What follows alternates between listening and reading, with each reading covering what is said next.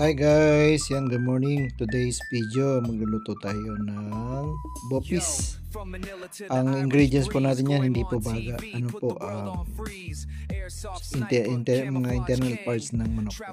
Like gizzard, yan, puso at saka liver. Ayan, inumpisa na natin po muna ang gisa ng sibuyas bawang.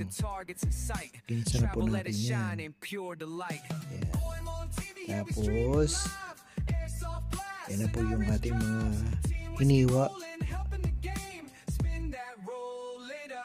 na mga sibuyas at bawang.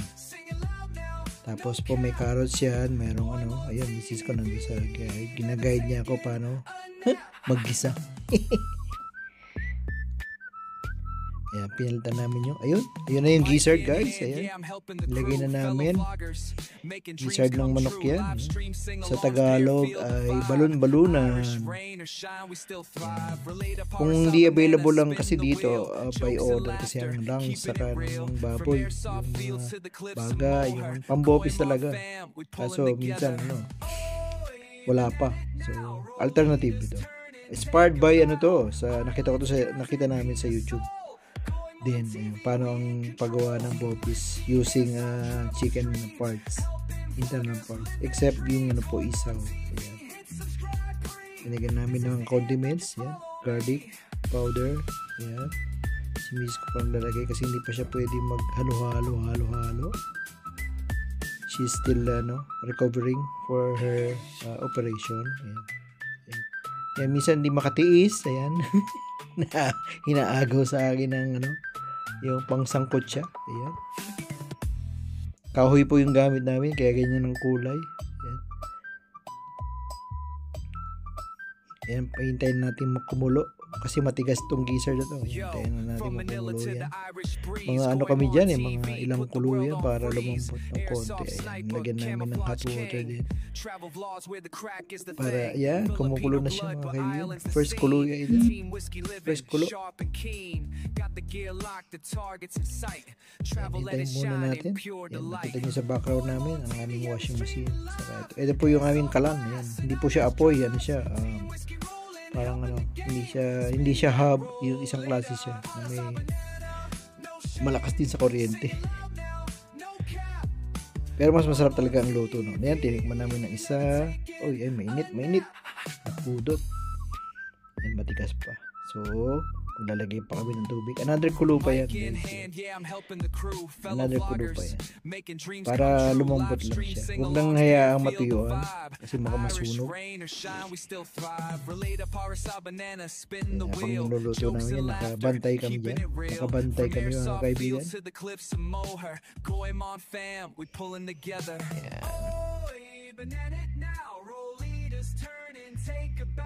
Kumukulo. Yan na yung second kulo, second kulo na ito.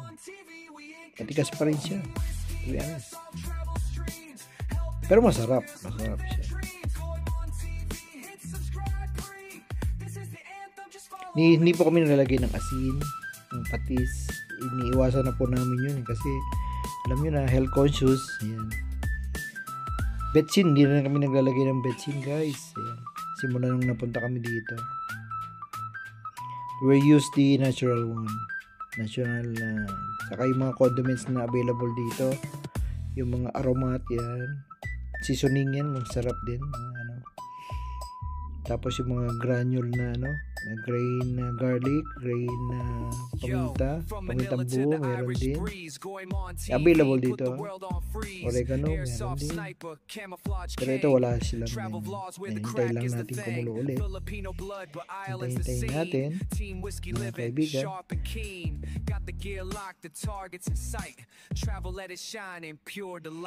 Kumukulo na siya. Kaya lang walang sound kasi pagka nilagyan ko itong sound, ang actual video nito is 30 minutes guys. Ayan, 30 minutes plus. Nag-narration na lang ako para mas pabilis. Ayan, habang kumukulo siya guys, paano kami, palit-palito kami dyan. Kasi baka masunog. Inaantabayanan din namin. Yan.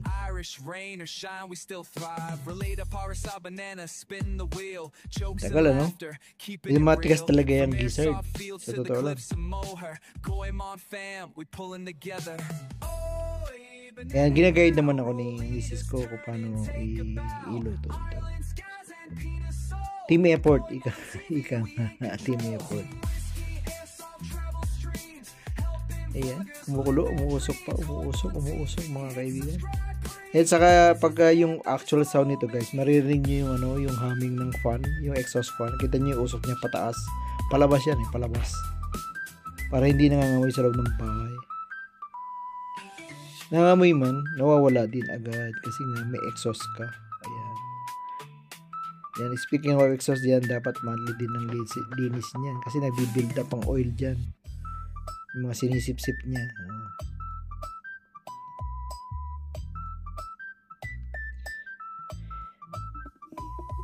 Yo, from Manila to the Irish breeze, going on TV, put the world on freeze. Airsoft sniper. Tapos nandun kami niyan, sa sala kami.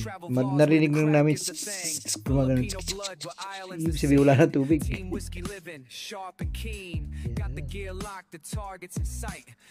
Ang alola kami, low medium. Number 4. Number 4 lang aming ang heat namin. Pinaka malakas po yung number 6, pinaka full niya.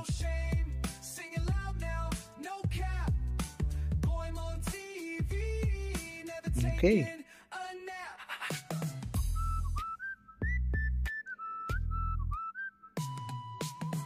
In hand, yeah, I'm helping the crew, fellow vloggers, making dreams come true. Live stream, sing along. Ayan, paubos na yung tubig niya. Paubos na. Yan, naririnig na namin yan. Iba na yung tunog niya.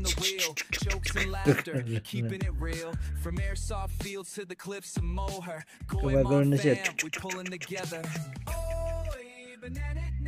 Ayan, yan, narinig namin yan. Kaya nagdali-dali kami pumunta sa kusina. Oh my God. Yan. Buti hindi man nasunog. Ano? Ayan. Okay lang naman siya. Okay lang yung yung texture niya. Yung quality ng ulam. Hindi nasunog. Hindi siya kumbaga malapit na. Hindi naman malapit. Pag masunog yan, mapait. Diba?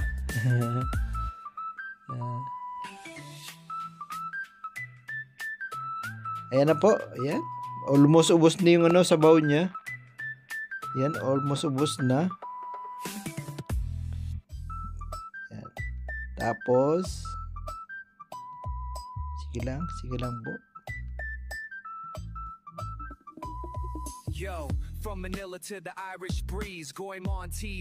Ayun, pinuntahan na namin yan guys. Ayan, hinalo-halo ko na kasi tinikman namin ulit. Kung matigas pa. Oh, matigas pa daw. Ayan, nagdagdag kami ulit ng tubig. Ayan. Tapos lalagyan na namin yung iba dyan. Lalagyan na namin yung iba. Ayan, lalagyan po namin ng additional water. Tapos another pang kasi pag nagdadagdag ka ng tubig nawawala yung linamnam ba niya. Ayan, nagdag ulit kami ng aromat guys. Ayan. Kumbaga magandang seasoning yan guys eh. Parang kumbaga sa atin yung magic sarap, diba? And another garlic powder. Ayan, para lang siya. Mag-blend ulit yung kanyang lasa. Tapos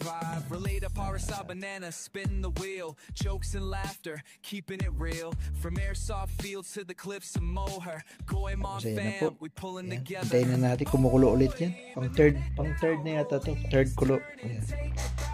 Third kulo na siya, guys, mga kaibigan.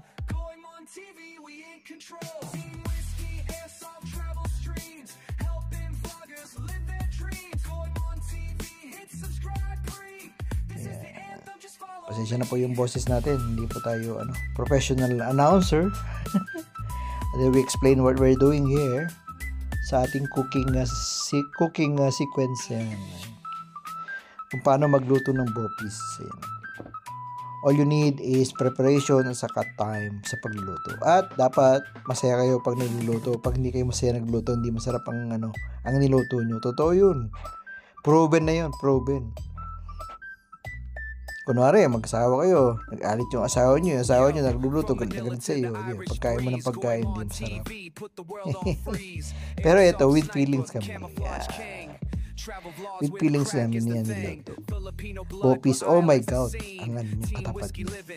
Kasi mataas ang uric acid ng mga intestine, mga internal parts ng mga hayop. Ang uric acid nila mataas. Anyway, once in a blue moon lang naman namin ito lutuin. So, okay lang.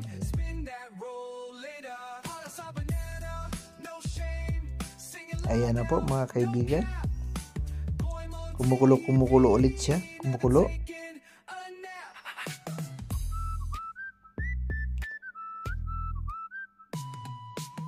Hintayin ulit natin matuyo ng konti.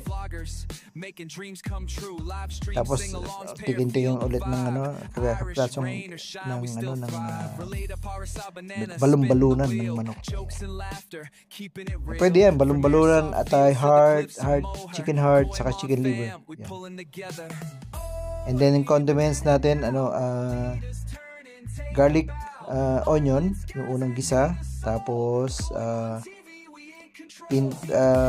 carrots, square bits siya, hiwain ng square bits, plus bell pepper, red bell pepper or green if you want to.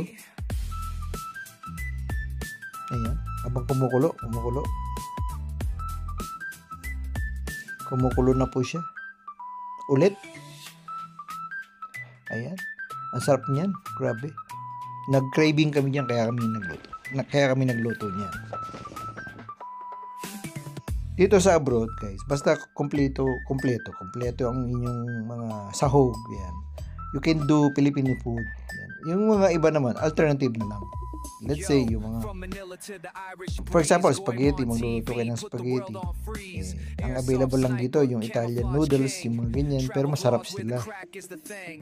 Hindi firm, hindi soggy.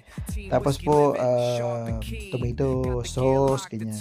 Yung pag walang Del Monte, ordinary lang. Pwede na, maasim ng konti, lagyan nila asukal para tabamis. Kasi, ayan na po, nilagay na po natin yung ano ba yun? Carrots, ayan.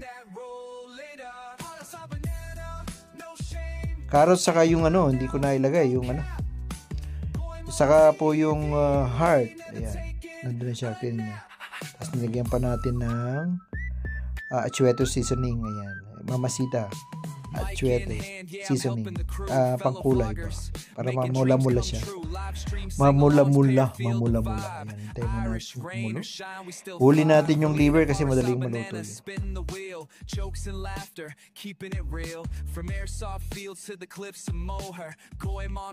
Ayan na po mga kaibigan, hinalo-halo ulit namin, ni Mami. Ginagay niya ako kasi baka mamaya palpak yung aking luto. Ayan, kumukulo siya ulit, guys, kumukulo. Bango na yan kung nandiyan kayo. Ayan na yung yung atay niya. Ayan, yung liver, chicken liver, guys, last secret ingredients. Nasahog yan. So bali kompleto na sila, gizzard, heart, and chicken gizzard, chicken heart, and chicken liver. Ayan. Tapos lagyan ulit natin ng pinch of seasoning, saka itong garlic powder. Ayan. Yung achuete seasoning po, pampakulay na para pumulap ang niluluto natin. Mamasita po yung brand. Kasi yun lang available dito sa Kanor, sa nabibili sa mga Asian shop. Tapos lagyan natin ng dalawang malaking sili. Wow, sarap yan.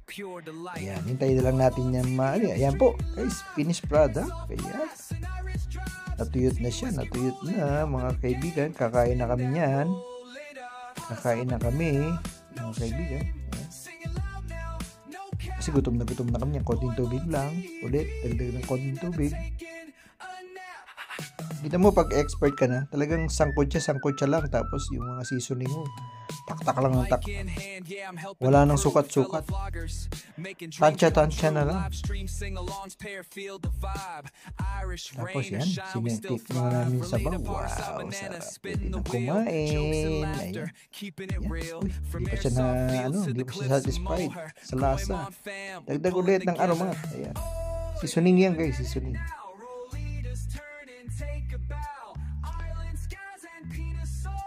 Mura lang yan dito. Mura lang. Kasi, sa Aldi po yan. Lidl. Available.